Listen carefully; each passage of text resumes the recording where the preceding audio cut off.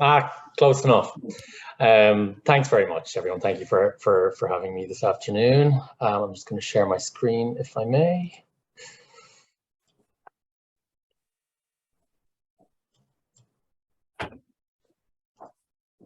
Okay, so you should be seeing the presentation now.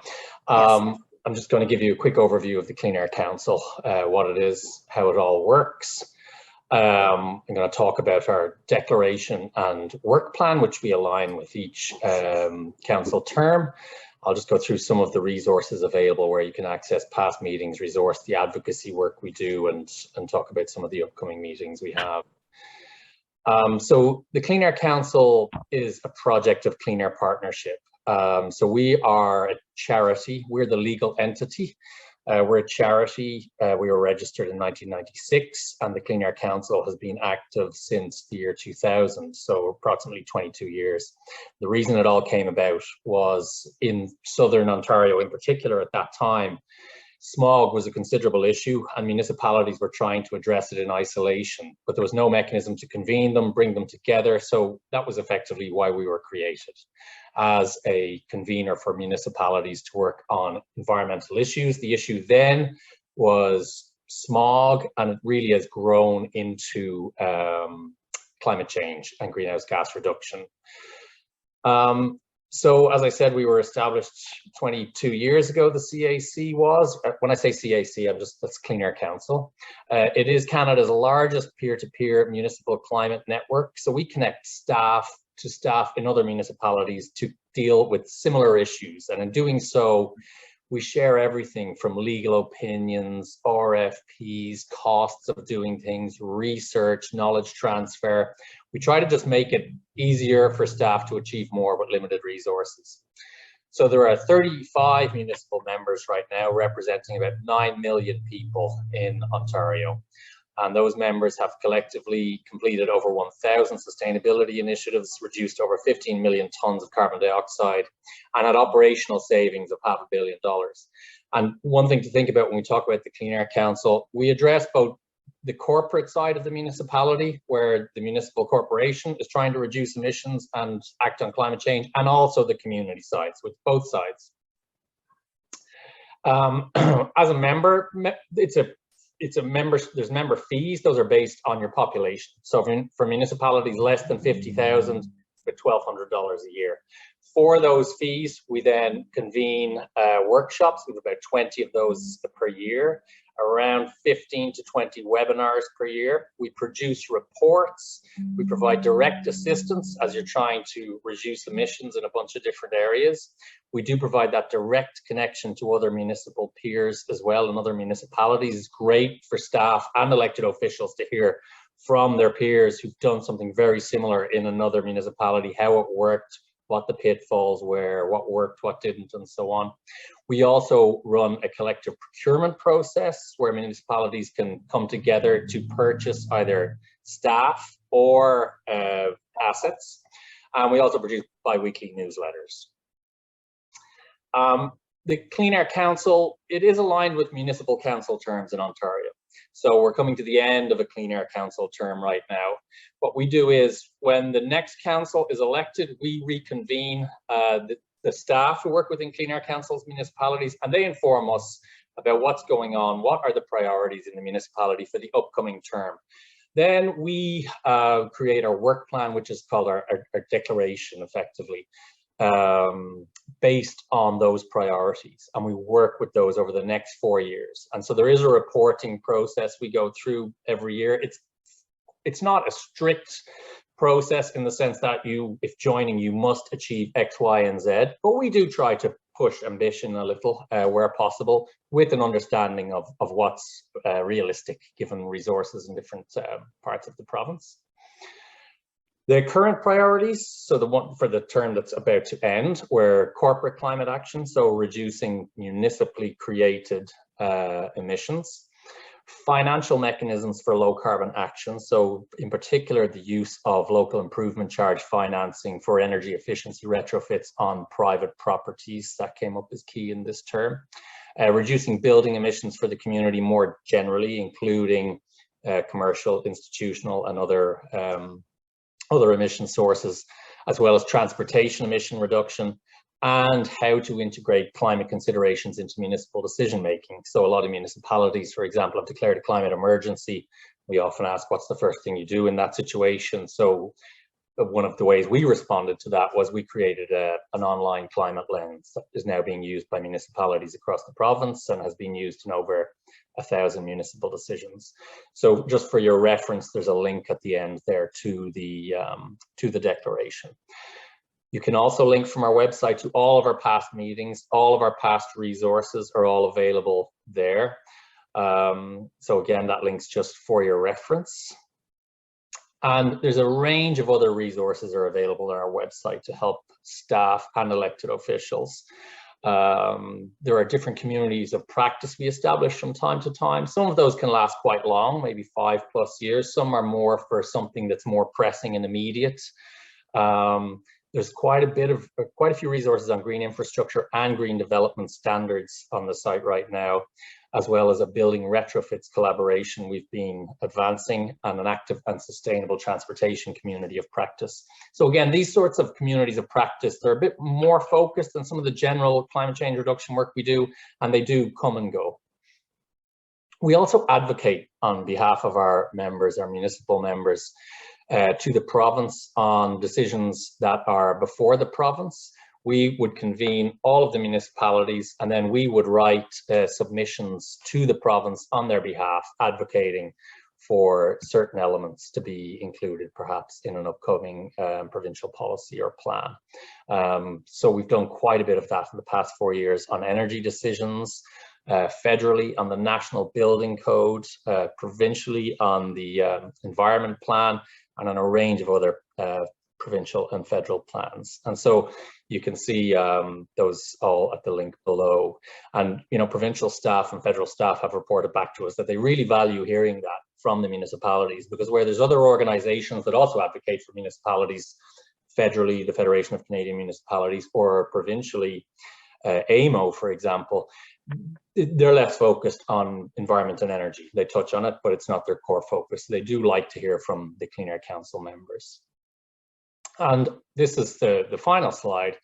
There's 3 staff with our organization who we act as a bit of a 1-800 number, I suppose, for municipal staff. Whenever they're going through anything, we don't want staff trying to do the research themselves, trying to figure it all out themselves, when we know someone else somewhere has already done the same thing.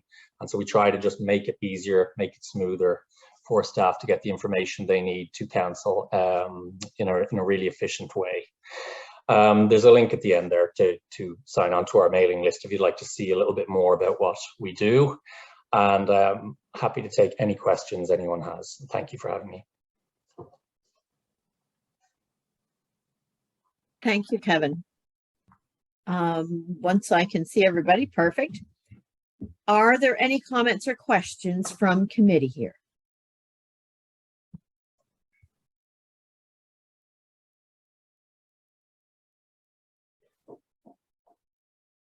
Go ahead, Kim. I just want to say how excited I am to be part of this and to be able to access all of these wonderful resources. It's such a help to be able to start with work that's already been tried and assessed in other places. There's nothing more challenging than looking at a blank piece of paper saying, okay, now where do we go from here? And Ontario is a huge province, and so I'm really, really looking forward to an opportunity to work with you and learn from all of the great initiatives that you've undertaken. So thank you for your presentation today. Very much. Yes, thank you very much for the presentation. So are there any other comments from others on the committee or questions? Councillor McQueen, go ahead, please. Well, thank you, Madam Chair, and thank you for your presentation. So, regards to air quality, do you on your website, or is there a place to go, or do you monitor the daily or weekly or yearly air quality throughout the province, or how do you you must have to have a benchmark to sort of see if it's getting better or worse, or how are we doing? Yeah, we do not provide that on our website, but it is provided. So the province of Ontario, really through agreement with Environment Canada, uses a select number of monitoring stations across Ontario. There's not enough of them. There's not nearly enough of them. They're generally located in regional airports. They have federally, we've got standards that we have to stay within, both in terms of industrial emissions and ambient air quality. We have done quite well in terms of meeting those standards, both provincially and federally, but that is all based on the location of those stations. And I don't know where your closest one is, but I'm going to guess it's not very close to you. And there are local variations that we are not capturing. And so our province and our federal monitoring systems are really not helping us. There are private companies that are trying to address this issue. But those local variations are what are really interesting, because you could have a local pollutant source that is just not captured provincially or federally. So we work together with all the other Clean Air Council members and third parties to advance that sort of monitoring, but it's generally done only on request, and generally there's an RFP required to advance it. So no, we do not host those sorts of information on our website with regard to what the actual achievable standards have been, but I can certainly show you who does host them. And it's all quite accessible, the data, but I would throw in the caveat that it may not be reflective of your exact local circumstance. Just to follow up with that, yeah, you're probably right. I know the air quality here and the escarpment is a lot different than the air quality of downtown Toronto, but which I just witnessed last Saturday night. But I know back, you said when you started 20 years ago, I know there was that big push to eliminate the coal-fired generation, and I think you mentioned that. But a big part of that issue with air quality was what was coming up through the Ohio Valley and coming up in Canada.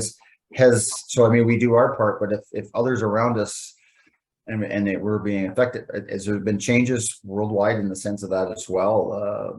Just that here? Yeah, you are absolutely correct, especially during those hot summer days when Ontario cannot produce enough power for our own communities. We do import from coal-fired plants in the Ohio Valley. There are not as many of those as there once were. We also have been in a bit of a lucky spell in that we haven't had too many heat events that have crossed the whole region, right? Where we have experienced that poor air quality. We can't influence what happens south of the border. You know, we can only do our best up here to do what we can, and there's many other reasons why we want to reduce our emissions. In Ontario, removing coal-fired generation has been huge in helping our communities reduce our emissions. The electricity we use is a lot cleaner than it was 10 years ago. We're adding a little more gas to the generation mix now, which is not ideal. That's the sort of thing we can truly control here, and truly control the end emissions from our electricity use. But yeah, to your question, no, I mean, we haven't seen huge emissions increases or air pollution increases because of Ohio Valley coal plants in recent years. Right. Well, I guess they have they're moving toward a cleaner energy source down there as well. I assume. And I guess the last question will be is in the sense of moving forward in electrification. And you said about natural gas. I guess that's going to be the key thing is coming up with because and this is getting this is a little bit of our topic in our group here, but is electrification and changes to our to electric cars and all that kind of stuff. But you know, I talk to so many people and so many people say, well, something's going to have to change in the generation part of that to get there. And obviously, you know, maybe that's not as focused on what your group does, but it is something that we're going to have to be very much tuned into and what's coming. And is it hydrogen or however, because, you know, and hydro is certainly a very clean energy itself, but we're just going to need a lot more of it. Right? Yes. In the current business as usual scenario, Councillor, you're absolutely correct. We would need a lot more of it. But what we also need to do, and this is not the true responsibility of any one municipality, but rather the province and the federal government, is we need programs to make our buildings a lot more efficient, especially our homes. A very difficult nut to crack. When our homes are more efficient, the energy usage in our homes is able to come right down. So we anticipate, both provincially and federally, that as electrification ramps up, as does efficiency, and therefore generation, yes, it more or less will balance out.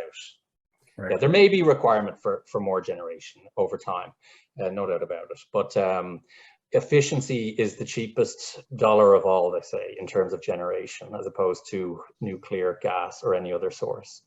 We just buy everybody sweaters for Christmas. That's right. Thank you. Thank you.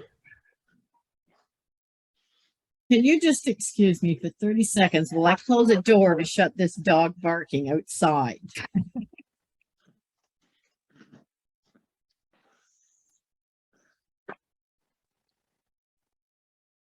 My apologies. He laid here sleeping on the floor for the last hour, so of course he's alive now when there's a meeting.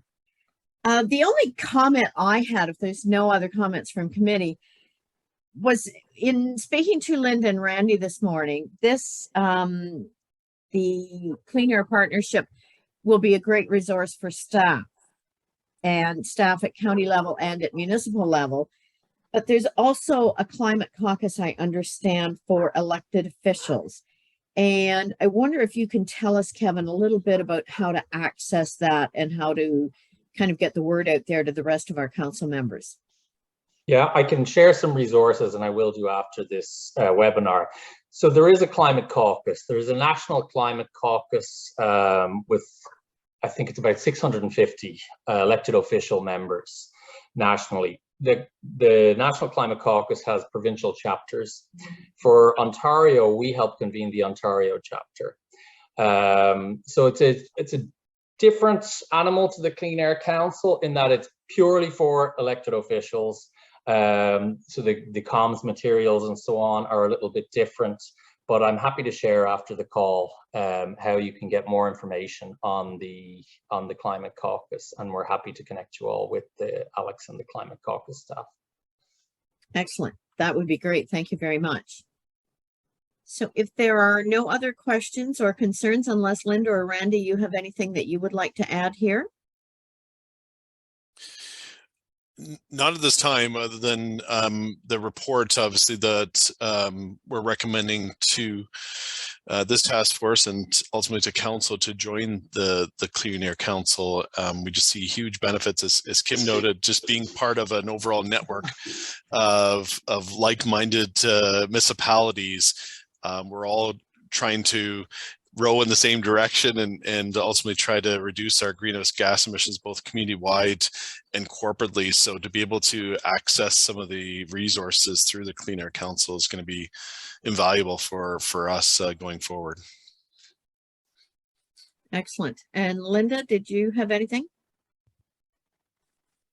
It'll be a great organization to be part of, and I'll add that many of our neighboring jurisdictions are already members. So in addition to being able to learn from folks who are maybe a bit distant from us that are innovating, we'll also be able to collaborate more closely with counties of Wellington and Dufferin. Excellent, great. Tara, do we want to move that item forward on the agenda to make the motion and pass it now? Sure, that would be great. I can read it if need be. Yeah, I just managed to go off on a tangent here. I've got it. That report PDR CCTF 24-22 regarding Clean Air Council membership be received, and that Grey County become a member of the Clean Air Council, with membership fees for 2022 being paid through the existing budget. Could I have a mover and a seconder? Warden Hicks and a seconder.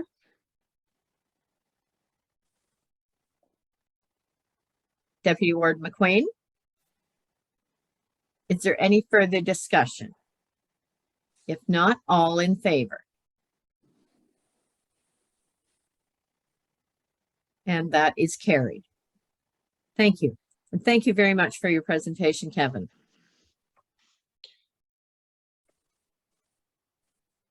So then we will move on to our next one, from Neighborhoods North. So who is speaking, or is everyone? And I can just introduce the Neighborhoods North group if that is okay with you, Chair Carlton. So thank you to our Neighborhoods North volunteers for joining us. There will be a number of speakers. First up will be Shauna McIver, but I just wanted to start by saying that I've been in conversation with the Neighborhoods North group since last summer, and it's just been such a pleasure to work with them. And what they're going to talk you through in their presentation really forms the backbone and foundation of the staff report that's in front of you today. So I'll let them walk you through their presentation, and then collectively, we're certainly happy to answer any questions with regard to what's being proposed in the report. I'll hand it over to you, Shauna. Okay. Hello, everyone, and thank you so much for inviting us to present to you. We have what we hope will be a pretty quick presentation full of pictures and photographs, so you don't have to look at too many words. There are 4 of us presenting today. Lloyd Lewis is our leader for Neighborhoods North and the chair. Gord Edwards will be talking. He's the co-chair of Neighborhoods North. Vicky Thompson also doing a little bit of the presentation. She's our master gardener and volunteer. And I'm Shauna McIver, also a volunteer. So there are 3 parts to our presentation. The first part is who are we? Like, who is Neighborhoods North, and do we have any credibility? The second part is the current state of landscaping at Grey County, your administration building. And the third part is a direction for change. So I'm now going to pass over to Gord Edwards, who will talk to you about, who will introduce you to Neighborhoods North. So I think you can hear me. We can see the first slide. Who is Neighborhoods North? In the first photo here, you see some members of the team, including Lloyd Lewis, our leader, who is in the center, are busy watering the newly planted healing forest. We are a group of about 50 volunteers, mainly retirees. Our first project was funded by a grant from TD Evergreen and involved planting a row of trees along the Eddie Sargent Boulevard opposite Kelso Beach.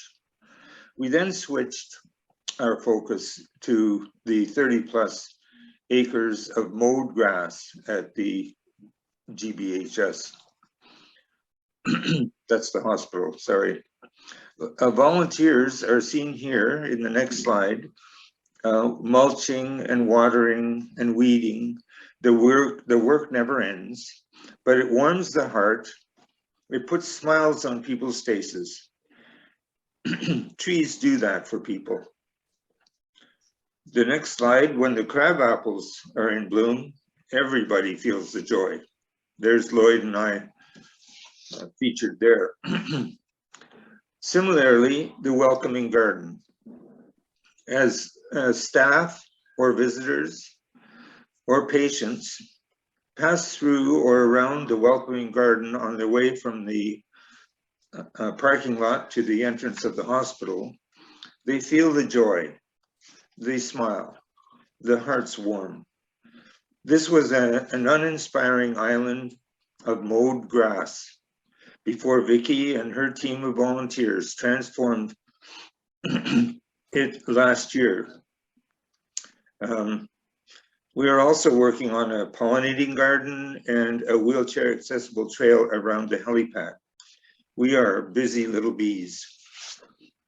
Finally, there's one little detail that also helps define us. We are a subcommittee of the Owen Sound Field Naturalists. Neighborhoods North receives cash donations with some regularity. Being a committee of the Owen Sound Field Naturalists not only engages us with many like-minded and knowledgeable volunteers, but it also provides us status as a charitable organization. So that's who we are. Thank you for this opportunity, and we look forward to this next project. Back to Shauna. Okay, thanks, Gord.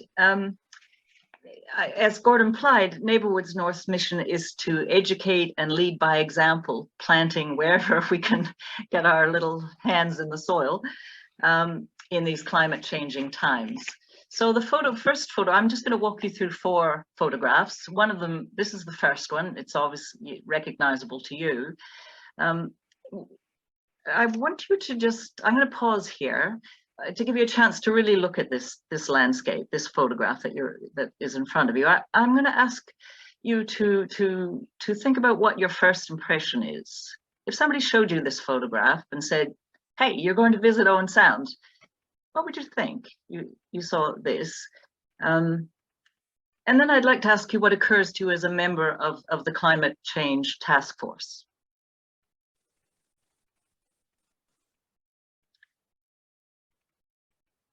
So to us, this looks like a traditional landscaping practice that was once acceptable, but is now outdated given our climate change, the changing climate.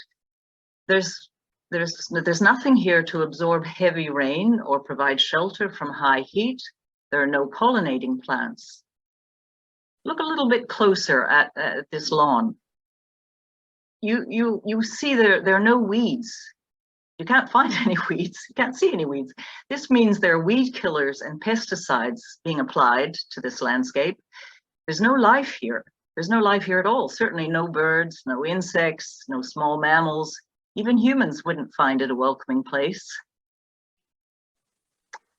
All right, I'm going to switch to the next slide, which shows the same grassy area, but from the building looking south. And I just want to show you the steepness of the slope on this land. And I'd like to ask you where you think the rain would go in heavy downpours and heavy storms that we're going to get more of. At least that's what the prediction is. The water would run right quickly off this grass and onto the roads and into the intersection and into the storm sewers. Not great. So lots and lots and lots of grass at this place, at this administration building. Turf grass has a long history. You know, it was a valuable idea in its time. It was associated with prosperity. It meant you could afford labor, you could afford pesticides, you could afford people to water, you could afford weed killers. You didn't have to devote the land to growing food or animal husbandry. You were well off. So it was, it had its uses. So strongly have lawns been venerated well, pretty much all over the world, but certainly in Ontario, that until recently, it was illegal in this province in most municipalities to naturalize property. That's worth thinking about. So this last photograph that I'm showing you is the same property, taken from the south entrance to Owen Sound as you're coming into Owen Sound from Guelph, Kitchener, Chatsworth. I'd like to ask you what the first impression of somebody would have coming into Owen Sound. Owen Sound, by the way, prodded by Neighborhoods North, has been declared a tree city of the world. So anyway, just take a look. Now, I'm going to pass the presentation over to Vicky Thompson, who's our master gardener, who will walk you through some alternative and suggestions for healthier planting options for this particular property. Vicky. Thanks, Shauna, and thank you for having us today and for the opportunity to speak with you. I'm here to talk to you about plants. In my career as a physician, I worked in the field of mental health for many years. It is no surprise to me that we are now seeing the science that shows how closely human health is linked to people's connection to green spaces and to the natural world. Along with our love of lawns that Shauna has described, in our culture, we have looked at plants either as sources of food or just as pretty ornaments for our yards and our parks. But plants can be so much more than just decorations. In a natural ecosystem, each organism, each plant has a role in the maintenance of the health of that system. Our private and public gardens can be connected to those natural ecosystems, and our garden plants can take on those roles and provide those ecosystem services. This is a profound shift in our thinking about our landscapes. Here are a series of examples of plantings that we have suggested. All of these plantings will be beautiful, and that goes without saying. But my question is, what other services will these plants provide? What else will they do for us? So here, our first suggestion is to plant some pollinator flower beds in a couple of locations. The first one here, outside the entrance off 6th Street East. And wouldn't it enhance the entrance to the building? Which do you prefer, the previous slide or this one? Our insect populations are declining rapidly. Flower gardens that are designed to support insects use native plants to provide food and shelter to pollinators and other beneficial insects. And many people are put off by the idea of having insects around. I can reassure you that there are no dangerous insects that will be very interested in these gardens. Birds like them too. These gardens can also help preserve our native plants, which are threatened by climate change. So when we include educational plaques or posters, we can also encourage Grey County residents to do something similar at their homes. It is not difficult, and it really makes a difference to insect populations. The other area we would suggest is an area next to the staff lunch area on the other side of the building. We also suggest some shade trees here near this area to provide some relief from the heat to the staff who use this area to sit or enjoy their lunch. In addition to providing that much needed shade, trees sequester carbon, reduce cooling and heating costs of nearby buildings. They filter the air and they trap pollutants. They provide habitats for birds and insects and small animals. That's a lot of free services. There are already a few trees along the 6th Street East, as you can see. Let's add some more. Perhaps we could add a few native sugar maples. You will notice that we've mulched the area under the trees, and over time this area would be planted with small shrubs and other native plants. This will improve the trees' growth and health, and also help insect populations by providing a soft place to fall. As Shauna mentioned, the ground at the corner of 6th Street and 9th Ave gets very wet. As our climate becomes more unstable, we will have more sudden severe downpours.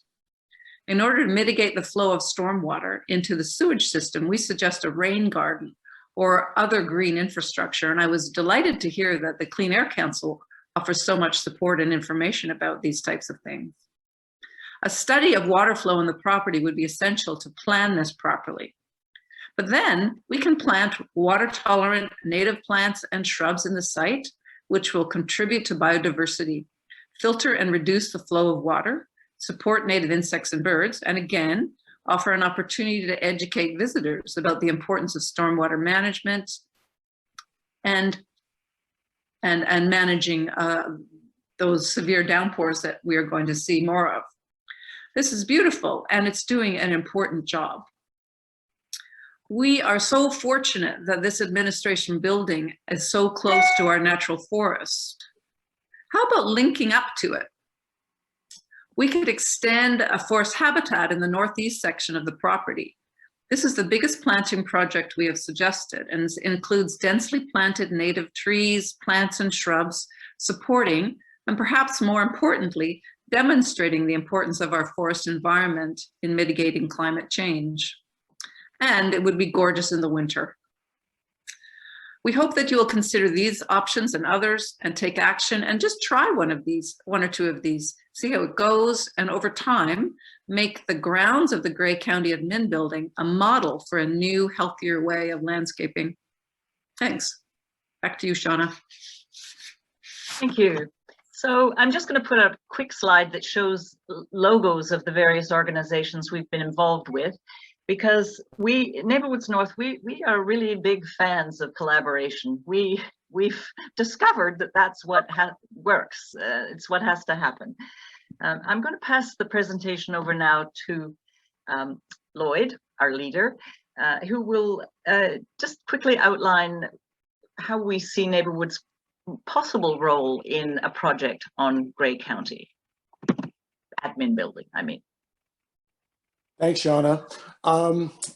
Good afternoon, everybody. Shauna just mentioned about collaboration, and that has been the key at the hospital for us.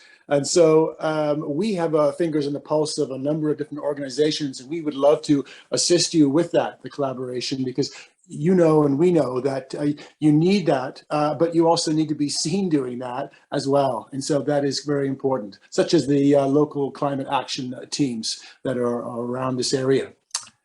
We would love to assist in any designs, and we've already suggested to you a few ideas, and we would like to keep our hand in on that if possible. All of this work requires a labor, and who's going to do it? So we have a number of people, volunteers, who would love to come and have a planting bee. And so we can help assist with that, and it would be our pleasure. However, at this point, we have to say that we would not be able to do long-term maintenance because we're so involved at the hospital. And so that would be something you need to strongly consider. Where's the money coming from? Well, we have had success at writing grants in the past 4 or 5 years, and we could assist you with that. For example, Shauna has already written up a grant for the Lake Huron Forever, and it's ready to go. And if should you want to use that. We have connections with Community Foundation and TD Friends of the Environment as well.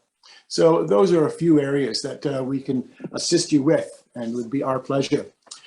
Your role is massive, of course, as the climate task force, and that is to convince the council as a whole how to make Grey County greener and healthier and safer. But it's an exciting role, and we're excited for you. And we, as already mentioned, we suggest you start small, the low-hanging fruit, what is visible, but also what has the greatest impact on climate change itself. So that's what we hope for you. And we hope that our enthusiasm is infectious, and that you can act boldly and set that wonderful example for the whole county. So I'd like to conclude, pass back to Shauna, and she'll just give you a few contacts. Thank you for listening. Okay, we're done. This is the last slide. It just shows some contacts, some contact information for you. You know, we're asking you as members of the county's climate change task force to do your part, starting with this symbolic landscape that you have the ability to make change on. It's symbolic because it's the headquarters for Grey County. So whatever you do there acts, you know, will influence other properties. And we know that Grey County owns quite and manages quite a lot of property in the county. So this might be a good way to start. We're asking you to model the kind of landscaping that will have to become the norm. It will have to become the norm because our climate is changing so rapidly, and we'll have to preserve this delicate ecosystem that is Grey County, this wonderful, wonderful ecosystem that we've got. So we know we're in a climate emergency. You've already declared that publicly. It's scary, you know. I mean, it certainly keeps all of us awake at night. We have to do our bit and hope the needed change won't be too late or too slow. Any questions, feel free.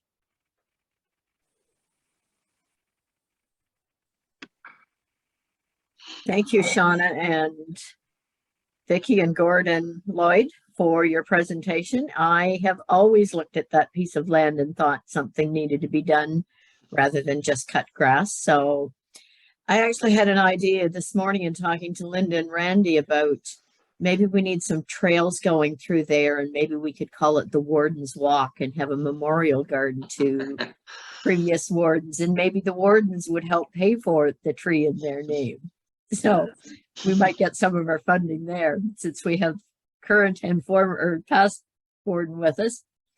That's just an idea I had. I would love to see walking trails going through there with some benches, some seating areas and such. And I think all that could incorporate. I did have a question that I'll ask now, and then I'll go to the rest of committee about that planting that's suggested for 2024. Do you know what you have in mind for planting then? Are you looking at things like birch trees that I think of as a native tree and that type of thing, or what is the consideration there? And I guess further to that, is the consideration for all of this to be native plants? You know what, I'll let Vicky address the native plant question. Vicky. Okay. Thank you for that question. I feel quite strongly that we should focus on native plants. There are situations where native plants don't do very well because we've created very unnatural environments. For example, in our welcoming garden at the hospital, we couldn't use native trees. We couldn't find one that could tolerate the conditions that are in that particular site.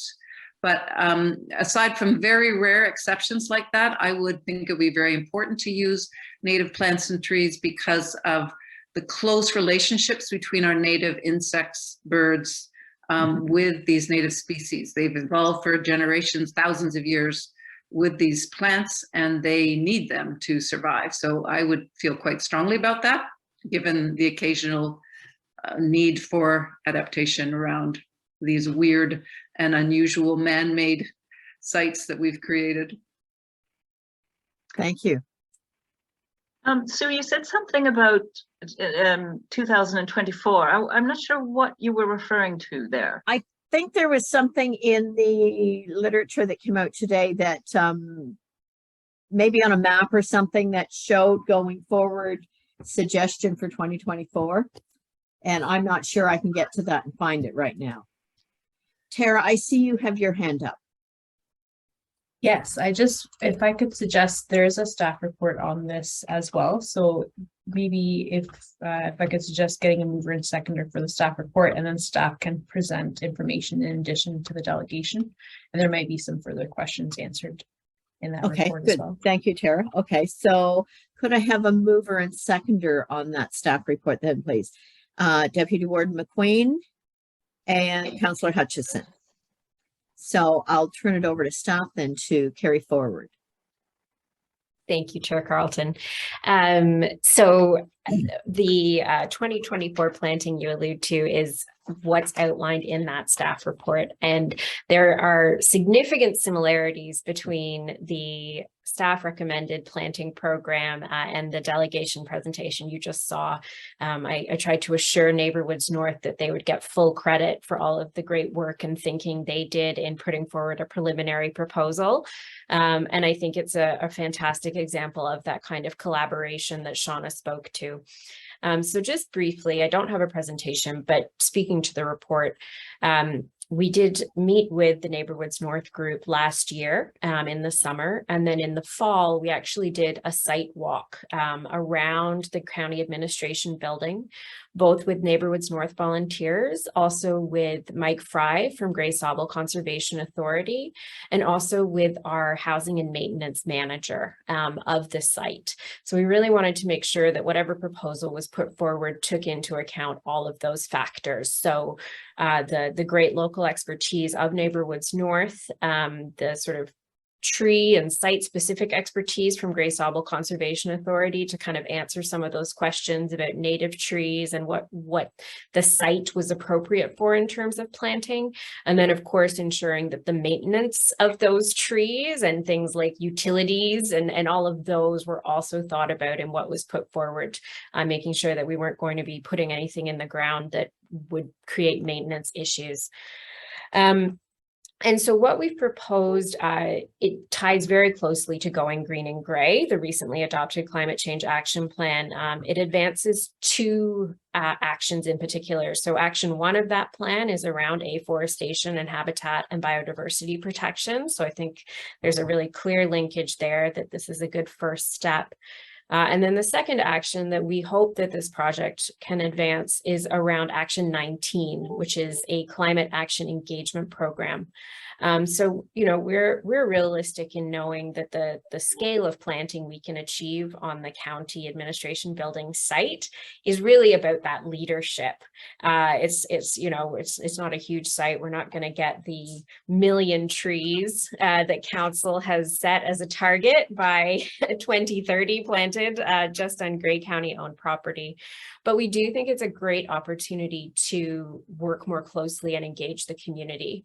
And particularly one of the things that's outlined in the staff report are efforts we're making to look at ways that naturalization projects can also advance reconciliation. So we know that right relationship with the landscape is very closely, you know, is really the leadership in that area comes from our Indigenous communities and neighbors.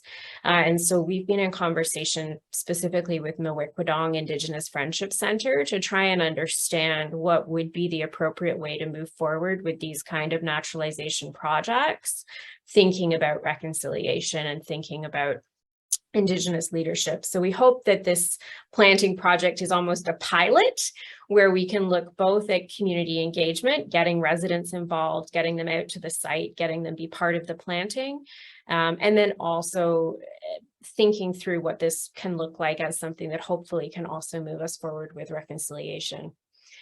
I have one thing I'll share my screen to show you. So I hope it was sort of quite deep into the staff report, but our GIS team put together a fantastic 3D rendering of what the site could look like if we follow through with this planting project. And there's really, I mean, there's lots of things to explore, but there's one thing I'd like to show you because I thought it was quite powerful. So this is our site at the moment. You can see the existing trees.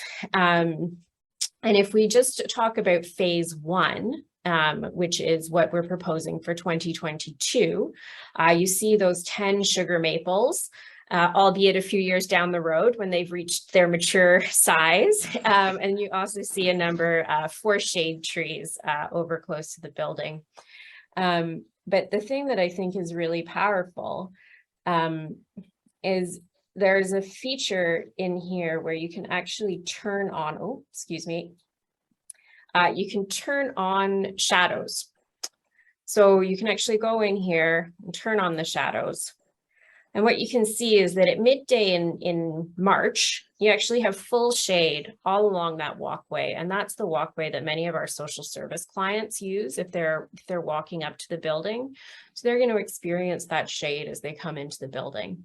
As you move through the months, you know, it's a bit less shady by the time you get into sort of July and August. But you see that in August, you still have significant shading. And if you look sort of from, let's say, you know, 9:45 in the morning when it can start to be getting pretty warm, you have that shading of the sidewalk all the way through till kind of 3:30, 4 o'clock in the afternoon. And I just think when you think about the microclimate and the benefits of trees, this is a really great illustration. I won't make you seasick, but I will just add in phase 2 planting, which is what's proposed for 2023, which is that bioretention rain garden, as well as, you can see the pollinator garden just kind of tucked in, and then that larger planting, which is proposed for 2024. And I did go back and check, and you can actually see, Chair Carlton, that there are a handful of birch trees that are part of that proposed planting. But I think the thing I'd like to emphasize is that the selection of trees will happen in close conversation with Grey Sauble Conservation Authority, and also, of course, seeking any expertise or input from the Neighborhoods North group. So it's certainly not finalized. So I'll stop sharing my screen there. And I think the only other thing to add on the staff report is that we are proposing that the 2022 plantings, the budget for that can be absorbed within the existing Climate Action Implementation Fund, and that any expenses incurred in future years would be considered as part of the budget process. Excellent, thank you. Are there any comments or questions from committee members? Go ahead, Deputy Warden. Thank you, Madam Chair, and thank you for your presentation. It's exciting. As a full-time farmer, and I planted a number of trees for windbreaks around buildings and stuff like that. They actually do, they're multi-purpose in the sense of shade, wind, sanctuary for birds, and a lot of different things. The one thing you always got to remember, small trees get to be big trees. And you have to make sure that you plan ahead, because they do get big, and if you're too close to a building or they're too close to something, or hydro wires, I think it's nothing worse than having to, you see trees along hydro lines where it pretty well is the fate of the tree when you start cutting half the tree apart. So I think that's, one thing you need to, certainly think about there. And certainly I like your idea, Madam Chair, in the sense of a walkway. I think you could create opportunities, have benches and walkways, and maybe I like the idea of the blossom trees, and maybe you could have a fruit grove, a grove of fruit trees that wouldn't it be nice to go out and Kim grab her plum off the tree and she could have her plums. Let her get a smile there. Anyway, it's there's so many different things that you can, I'm not sure what the climate for Owen Sound is for fruit trees, but I know that there are probably varieties that do, fit that climate, and if it changes and stuff like that. I know of one example a number of years back. There was an application, I'm going to say back about 10 years ago, for a complete clearing of about 10 acres of forest, maple forest, and it was on a slope.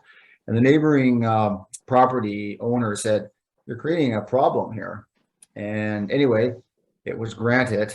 And a few years later, there was a flood on his property, because it's interesting how trees, not only, I guess, from the precipitation that comes down slows it, but also there must be an absorption rate in the roots and stuff. But once those trees were gone, it created a huge problem that was predictable and preventable to gain 10 acres of workable land. And I'm a farmer, and I know we need fallow land, but it just didn't make sense and there was an example that sort of stuck in my mind of something that could have been prevented. So a part of the 4 or 5 inches of rain in an hour, do need to be dealt with, and we see that, we have seen that sort of thing. So yeah, this is exciting. I know at one time there was some plantation in front of that sign. There was, when the rendering that was done, there was some I don't know, native grasses, and there was some stuff there and some rocks, but I think some of that stuff got removed, and I guess maybe it's easier to cut grass with less obstacles in the road, and I can see that part as well. But yeah, certainly finding that balance. I think that would be, but remember, trees get big.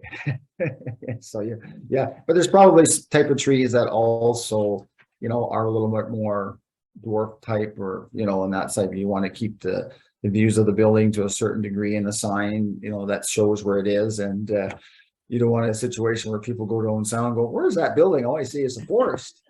That'll be okay. Maybe not a bad thing either, right? I mean, but yeah, that's maybe my kids' generation or my grandkids' generation. Maybe if that happens, it does take time, but certainly trees do add a lot of shade, a lot of wind, a lot of perspective, a lot of different wildlife, bird life. There's so many aspects of that. So I certainly witness that from my farming and what I see around the farm and stuff like that. So I certainly, it's refreshing to see an idea. And I sort of think, I don't know if you have designed it completely, but I think a rendition or something that's unique.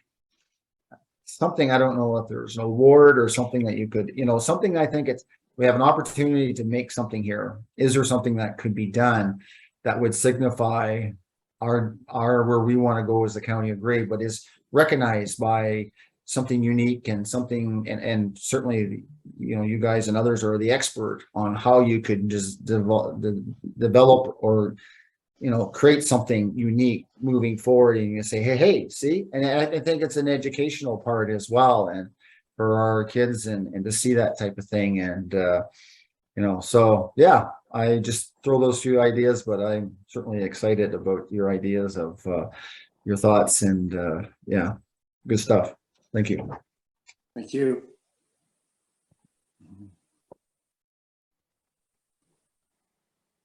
Go ahead, Ward Hicks. I'm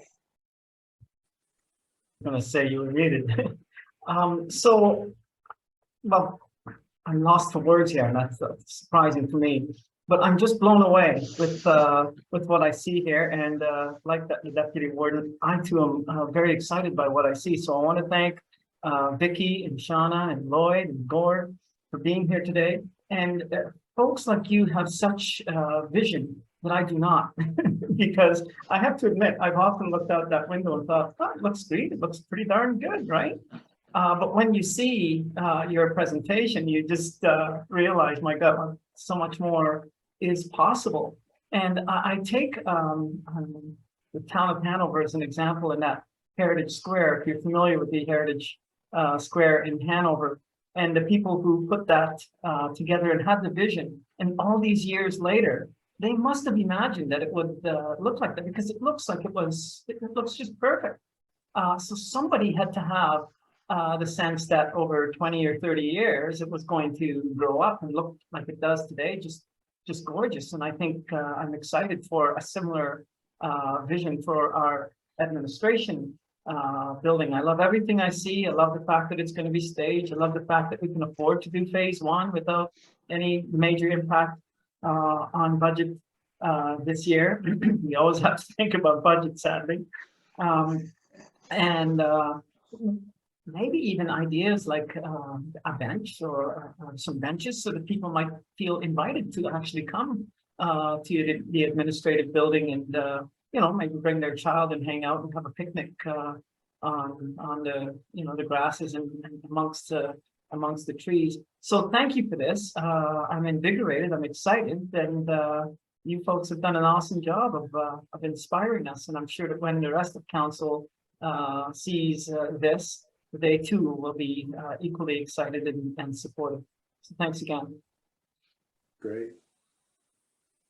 Thank you. I think another aspect of it that I think of is having a walking trail there for staff to go out. You're taking a break, you're having a tough time at work, go take a break, go walk around and get some perspective on things in nice, gentle fashion. Any other comments from committee? If not, I will call the question. All in favor? Excellent. Carried. And thank you. Just a quick question, Madam Chair, before our guest leaves. Go ahead.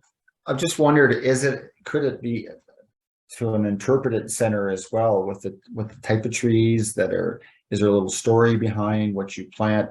And I think you mentioned, or others mentioned as well, is there some learnings from the Indigenous side of that type of thing? And we do have groups in Grey County that could maybe add a little bit as well, because it's all about learning. And you know, I mean, we've had a tough go with the elm tree here in Ontario, but it would, you know, it would be good if there's an ability in the ash, it's being attacked, and even some of the maples and the different types of maples. And, you know, I don't know if there was eventually a bit of a grove where, you know, maybe some of them could be tapped and maple syrup could be made. And I don't know, like there's a lot of different things that maybe that's beyond, you know, but I think it's an opportunity to, and even as you said, maybe ourselves as wardens or past wardens, you know, that's sort of something that's, there's so many different possibilities. I think that is an educational part and part of your walking path, as the warden said, and others have said, you know, there's an educational part, and,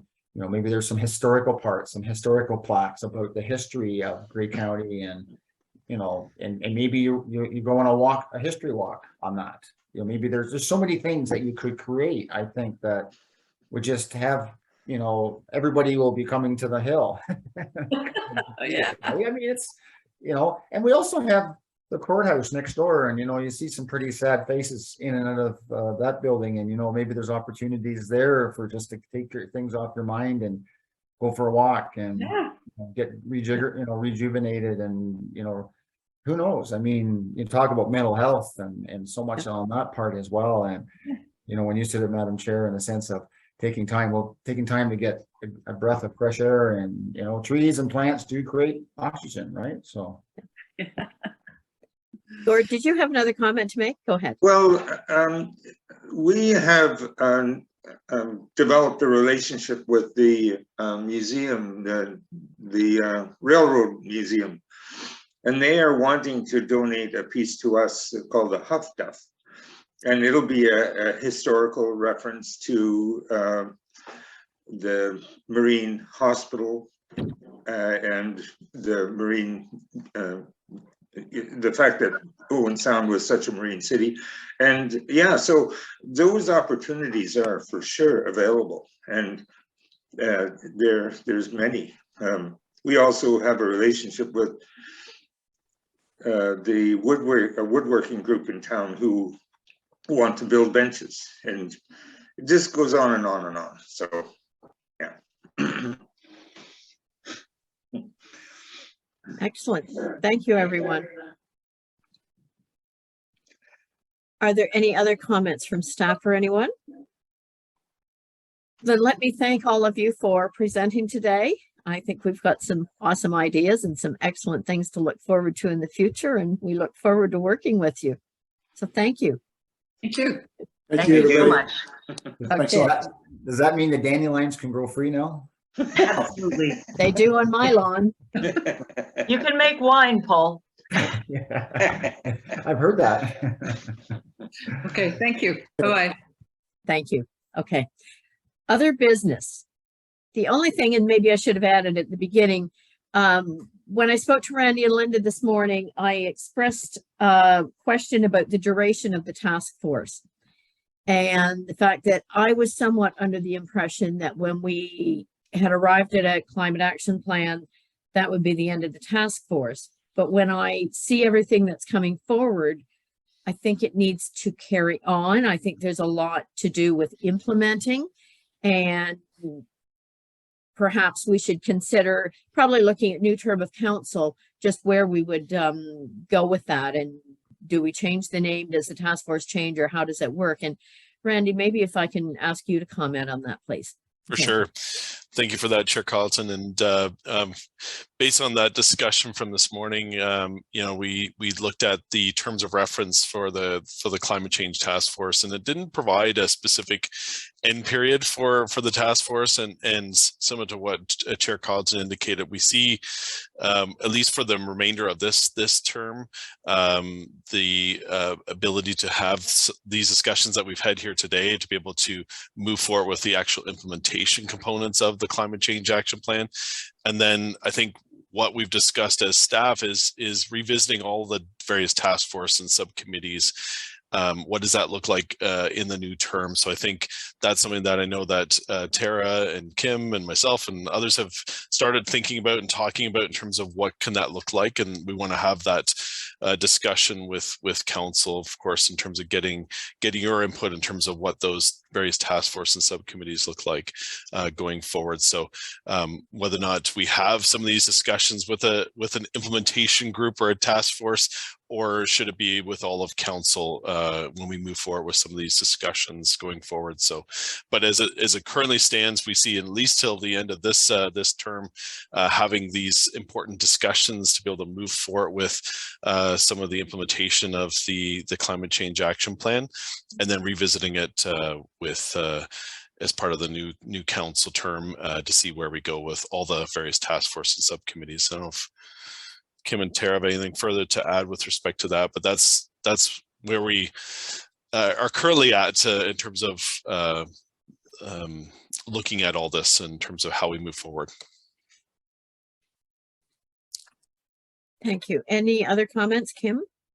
No, this is the conversation that I've had with the senior management team. Excellent. Thank you.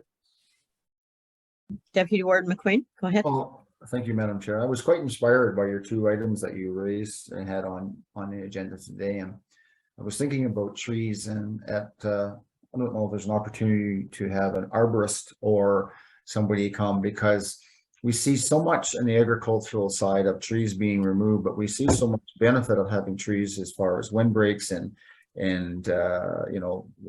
you create trees slow down wind, they slow down erosion, they slow down a lot of things. I understand the 10-acre fields is one thing, but certainly boundary trees and you know, and I don't know if there's something that would, like, the turn of the century, if you look at any photos of anything, there's no trees.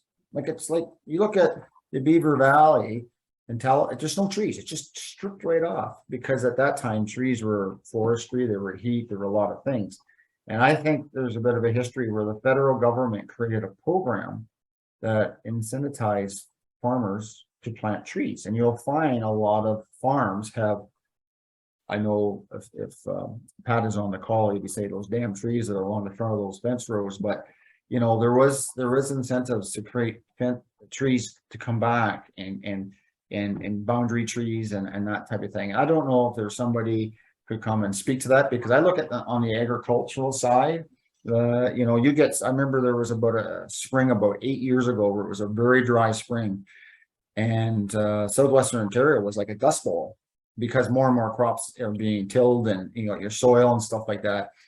And anyway, it's just a thought on the agricultural side, because I know the agricultural side is something that we also are a big part of in Grey County, and not just, there's so many benefits of fence row trees, in the sense that from wind erosion, soil erosion, just there's so many different things. Even if you're looking at the fruit trees, or where trees, you know, they'll plant, if they have a plantation of apples, they'll plant you'll see sometimes there's a row of poplar trees planted beside it, because it breaks the wind, it shelters those trees, and creates maybe a climate of maybe 1 or 2 degrees higher if there's a frost. There's so many things that I don't know enough about, but I just think that if that's a small part of maybe in the future of us educating our population in Grey County about the benefits of trees and how to make trees your benefit, you know, it's a win-win. You know, I think there's a lot, and not just coming from a perspective that I see, but it's just an idea, Madam Chair. Thank you. Any other comments then? So our next meeting date is to be determined. I will call for a mover for adjournment, please. Warden Hicks, seconded by Councillor Hutchison. All in favor? Thank you. That's carried. Thank you very much, everyone. Have a good Thanks. afternoon. Today. Okay. Bye. Bye. So-